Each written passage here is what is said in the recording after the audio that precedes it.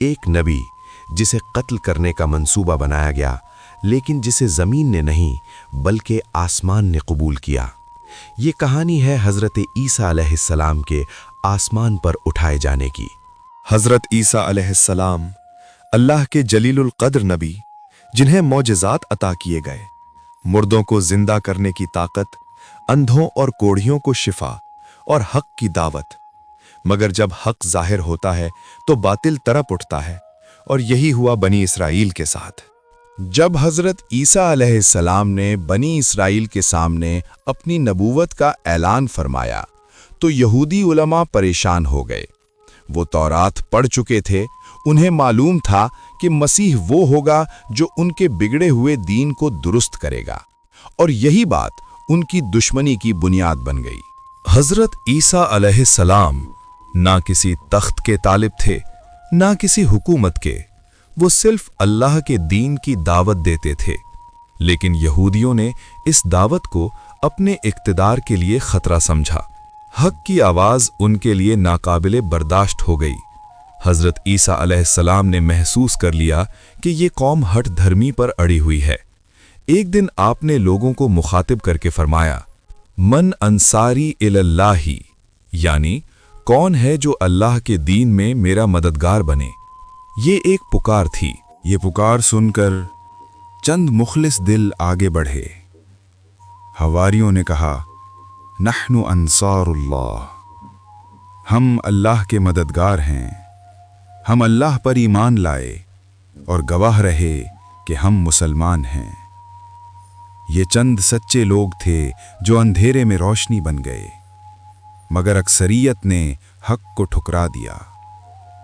یہودی اپنے کفر پر جمے رہے اور دشمنی نفرت میں بدل گئی۔ اب وہ صرف مخالفت نہیں چاہتے تھے، بلکہ حضرت عیسیٰ علیہ السلام کا خاتمہ چاہتے تھے۔ نفرت کے جوش میں یہودیوں نے ایک خطرناک منصوبہ بنایا۔ حضرت عیسیٰ علیہ السلام کو قتل کرنے کا فیصلہ کر لیا گیا۔ ایک شخص جس کا نام طیانوس تھا، اسے ذمہ داری دی گئی کہ وہ حضرت عیسیٰ علیہ السلام کے گھر جا کر انہیں قتل کر دے۔ جب طیانوس بہت دیر تک حضرت عیسیٰ علیہ السلام کے مکان سے باہر نہ نکلا تو یہودیوں کو شک ہوا۔ انہوں نے دروازہ توڑا اور مکان کے اندر داخل ہو گئے۔ وہاں جو منظر انہوں نے دیکھا وہ ان کے وہم و گمان میں بھی نہ تھا۔ اللہ تعالیٰ نے اپنی خفیہ تدبیر کے تحت طیانوس کی شکل حضرت عیسیٰ علیہ السلام جیسی بنا دی تھی۔ یہودیوں نے بغیر تحقیق کیے، بغیر سچ جانے، طیانوس کو ہی حضرت عیسیٰ علیہ السلام سمجھ لیا۔ نفرت میں اندھے ہو کر انہوں نے اسی کو قتل کر دیا۔ انہیں لگا کہ وہ کامیاب ہو گئے ہیں، لیکن حقیقت میں وہ اللہ کے منصوبے میں الجھ چکے تھے۔ جب لاش طیانوس کے گھر پہنچی تو اس کے اہل خانہ حیران رہ گئے۔ انہوں نے غور کیا تو دیکھا کہ چہرہ حضرت عیسیٰ علیہ السلام کا ہے، مگر پورا بدن طیانوس ہی کا ہے۔ یہ منظر ہر عقل کو حیران کرنے والا تھا۔